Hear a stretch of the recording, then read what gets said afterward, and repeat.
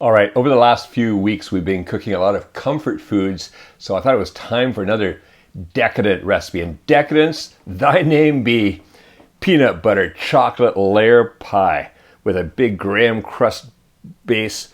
Oh, look at that. There's nothing like peanut butter and chocolate together. I had this jar of peanut butter sitting there just calling me saying, it's time you made this. And when I told my wife I was making this, she said, what are you trying to do? Make me fat? Just a creamy combination of flavors. All right, let's go in the kitchen and make this right now.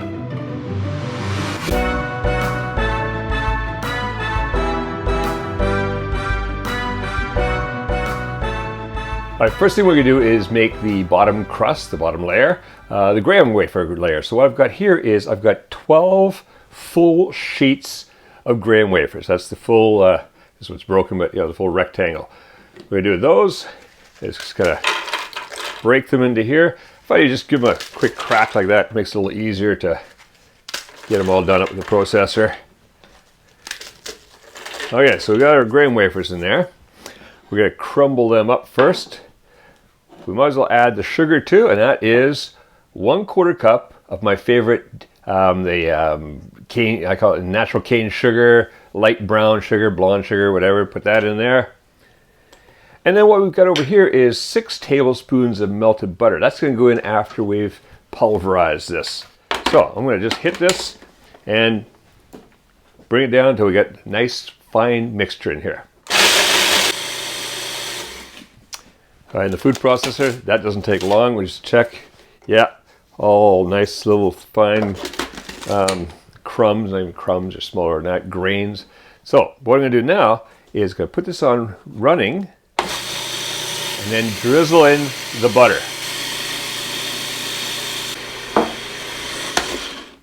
Now I'm gonna pulse this a few times just to get everything mixed together because you always get to run around the outside edge. So.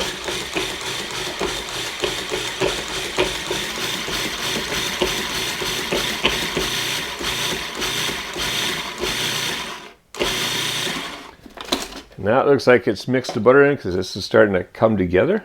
All right, perfect. So what I want to do now, pull that blade out of there.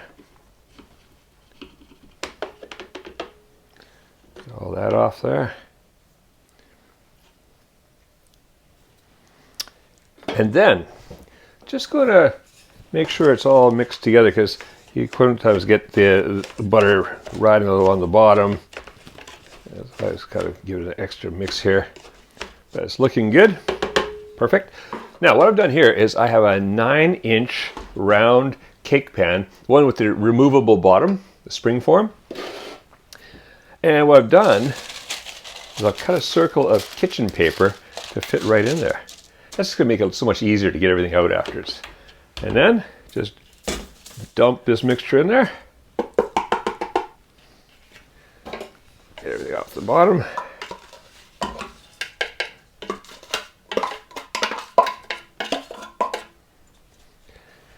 And then evenly spread it out across there. All right, now all we need to do is tamp it down. So what I use for that is just a big flat bottom glass and just work my way around.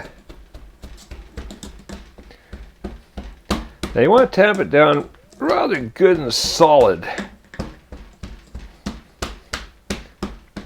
What we're going to do is put this in the refrigerator. See some edges there need a little working down. So I'm going to put this in the refrigerator and I'm going to chill this for somewhere between 1 and 2 hours, or longer is fine. Just depends on what your day is like. So one more. Oh, that's looking good. What's going to happen is that the butter is going to chill and solidify, and that will bring everything together and hold it together, and then we're ready to put in our next layer. All right, see you later when we make the peanut butter layer. All right, so the bottom has been chilling for about an hour, and I'm going to start making the next filling, which is the peanut butter layer. For the peanut butter layer, what I have here is I have 1 pound or 450 grams of cream cheese. It's a good solid cream cheese, not the spread, the real cream cheese. And I'm just going to put that into a large bowl here. We get it in a large 1 kilogram block from Hokkaido here. That's fantastic for making stuff. You just get a lot so you can just cut out how much you need. All right, so what I want to do with that is I'm going to cream that. But first, let's look at the other ingredients. I have here 1 cup of icing sugar, 1.5 cups of peanut butter, and 2 teaspoons of vanilla. First, I'm going to cream this down a bit. Yeah, looking pretty soft. I let it come a little bit to room temperature, so it just makes it easier to do the creaming. Okay, and then a little bit at a time, cream some of that icing sugar into there.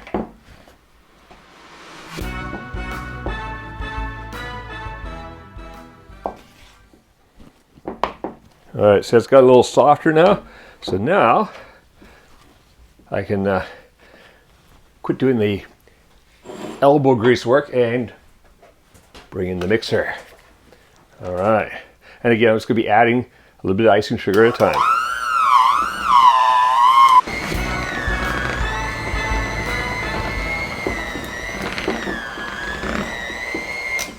All right, now that the icing sugar is mixed in there, and I've got some of that on my thumb, I'm going to add the vanilla, and I'm going to cream it again just until it's nice and smooth, and then we can add in the peanut butter.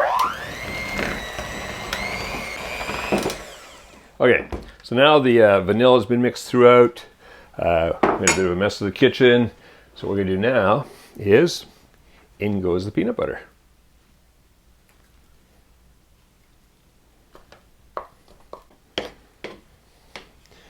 All right, now that we got the peanut butter in there, I'm going to mix this 2-3 minutes, just until it's all combined well and it's nice and smooth.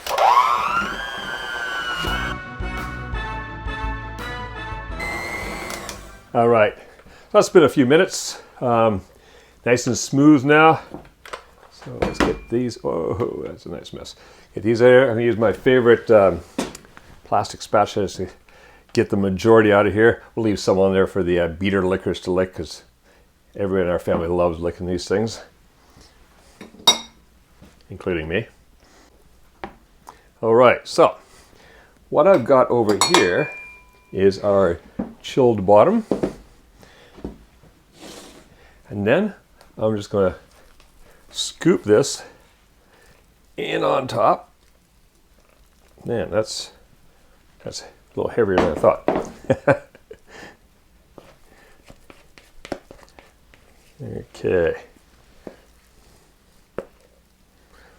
I'll keep it towards the middle so we don't mess up the sides up high, because we want the chocolate showing up there. So I'll just put it all in the middle, and then we're going to spread it out. Okay, now just spreading down. Again, I'm trying to avoid getting peanut butter up high on the sides here, because I want the chocolate to show when we do that, the chocolate layer. So I'm just kind of working around and working it down, pushing it out slowly until we get it all evenly distributed across the crust. Okay, now we just start smoothing it out.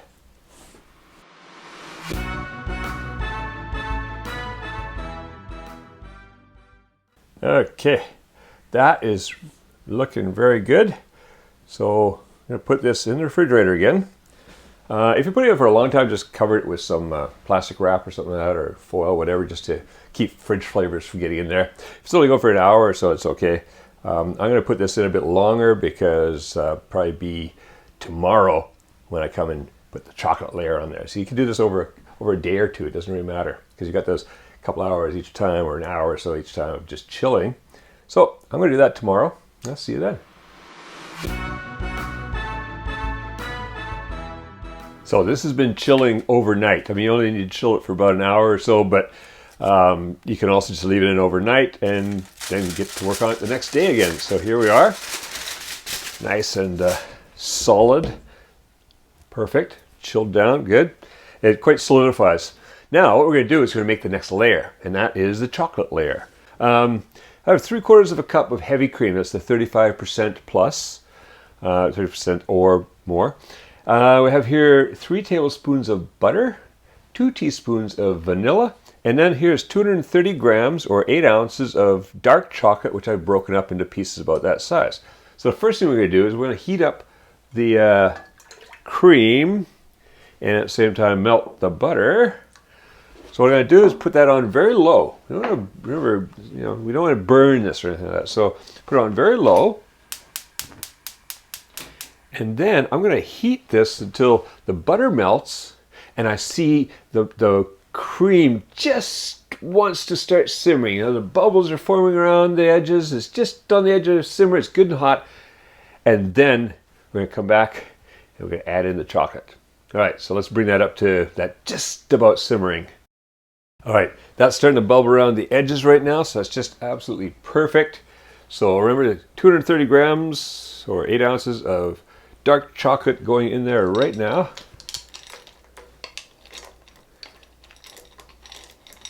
And just give it a stir. Give it a stir. Okay, what I want to do now is you want constantly be stirring. All right, we're just going to constantly stir until it starts to melt and then it comes off the heat. All right, so it's going to melt pretty quickly. So you want to be careful because chocolate burns very easily. So just got to keep stirring. We don't want it sitting on the bottom. But this goes very quick. Very quickly we're melting it. Okay, just about there.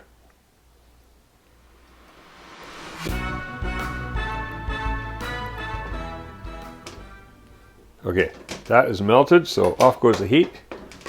Bring that over here. And now, as I'm just continually stirring, I'm going to add in the vanilla. Okay. And just stir, stir, stir. Let's get nice and smooth. And it's smelling good. Okay. Now I don't want to add this in quite yet because it's really hot. What I'm going to do is I'm going to let it cool down a little bit. Just down to like warmish. Not to where it solidifies. But just cool a little bit. So in a couple of minutes, we'll pour it over top of here. All right, be back in a couple minutes. It's been sitting for a few minutes. It's warm right now, so that's good enough. I've been stirring it every once in a while. Just kind of give it a stir and keep it smooth. There, mix it around one more time. And now, just going to pour it right over top of the peanut butter layer. Oh, look at that. That is going to be absolutely, decadently fantastic. As my wife said when I told her I was making this again, she goes, "Do you want to make me fat?" Because we're not going to be able to stop eating this when it gets home. All right, so now I'm just giving this a little help to flow to the edges. And that's it. We're done. It's chocolate licking time. Oh, that's delicious. I love that. Good dark chocolate. A little vanilla in there just to give it a... All right, what we're going to do with this now, let this cool down a bit. So it's a bit warm right now around the top here. Let us cool down to about room temperature and then into the refrigerator, chill it down for at least an hour. I like to go a bit longer on this last layer. I like to go about 2 hours to make sure it's good and solid. Actually, it'll probably sit in there for quite a few hours because I'm going to go downtown now. All right, so if you kind of think that if you make this last layer in the morning, you can just chill it all day and serve it that night. All right, and I'll see you when this comes back out of the refrigerator. Okay, so that's been chilling a couple of hours now. I say an hour and a little bit is fine, but the longer really it's not going to hurt, and it's actually better. The more it solidifies this, it's easier to get out. So I was uptown, so I left it to chill in there. What I've got here is I have a knife in hot water. That makes it so much easier. Or not actually knife, it's that my favorite little icing spatula. I'm just going to run that around the outside edge.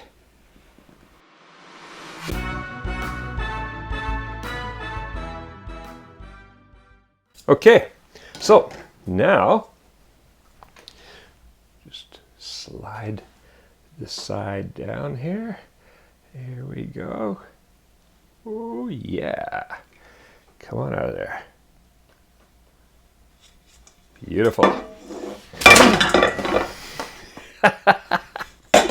Was beautiful, unless you're klutzy like me. All right, so fortunately, it's a pretty tough crust.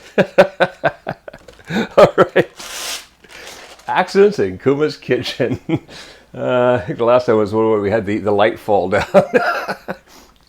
The crust is good, but actually a pretty tough cake, even or pie, even when you do that to it. Now, one of the things I find always when I do these is you will get a bit of butter separation, and it looks fine if you have kind of a marbly look. It tastes great, so I just do it like this. But the other thing, if you want to make it really fancy looking, is bring in a little sifter or a little sieve, and about a tablespoon of icing sugar, and then you just kind of, oh look at that, see? Hides that butter and just gives it a fancy look. It's like it came out of a patissier. And then, again, cutting it anytime, it just makes it so much easier if you use a little hot water on your knife or icing. Really busted up that crust. Oh, it's going to be a cleaned up mess. Try not to do that. Learn from my mistakes or my klutziness. Can you believe that I used to build houses? I was a carpenter and, well, still have all my fingers and thumb. And there we go. Serve that up. Look at that. That's just absolutely delicious. Okay, so enjoy this wonderful combination of chocolate and peanut butter. They do go together so nicely.